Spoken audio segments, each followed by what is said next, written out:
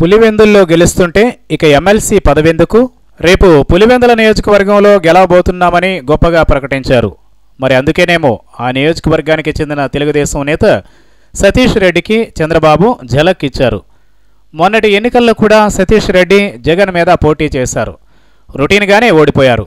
మరి రేపటి ఎన్నికల్లో మళ్లీ బరిలోకి దిగాలంటే ఆయనకు తగినంత బూస్టప్ ఇవ్వాలి. వైకాపా అధినేత నియోజకవర్గంలో తెలుగుదేశం ఉనికిని నిలపాలంటే ఆయనకు ఎమ్మెల్సీ పదవినైనా ఇస్తారని అంతా అనుకున్నారు. అయితే సతీష్ రెడ్డి ఆశలు అడియాసలయ్యాయి. గవర్నర్ కోటాలో భర్తీ అయ్యే 2 ఎమ్మెల్సీ సీట్లలో ఒకటి తనకు దక్కుతుందని సతీష్ రెడ్డి చాన్నాళ్లుగానే ఆశలు పెట్టుకున్నాడు. గత కొన్నాళ్లుగా సతీష్ రెడ్డి చేస్తున్న హడావిడి అంతా ఇంతా కాదు. గడ్డం పెంచడం అయితేనేం, దాన్ని తీయించుకోవడం అయితేనేం తన ప్రయత్నాలు తాను చేశాడు. సైకిల్ యాత్ర నిర్వహించాడు.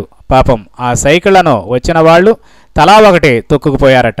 మరి ఇన్ని రకాలుగా పాటలు పడుతుంటే సతీష్ రెడ్డికి ఎమ్మెల్సీ పదవిని ఇవ్వలేదు. మరి ఏదో ఒక పదవి ఉంటే నియోజకవర్గంలో ఎలాగోలా కొంత కేడర్ను నిలుపుకోవచ్చు. పార్టీ అధికారంలో ఉన్న వేళ పదవి ఉండుంటే సతీష్ రెడ్డి కొంతవరకు జనాల్లోకి చొచ్చుకుపోగలడు. అయితే అలాంటి అవకాశం ఇవ్వడం లేదు చంద్రబాబు నాయుడు. మరి పులివెందుల్లో గెలుస్తామని గంటా శ్రీనివాసరావు దగ్గర నుంచి అచ్చెన్నాయుడు వరకు నాన్ లోకల్ లీడర్లు డప్పేస్తూ ఉంటారు. అందుకేనేమో సతీష్ రెడ్డికి ఎమ్మెల్సీ పదవిని కూడా ఇవ్వలేదు పాపం.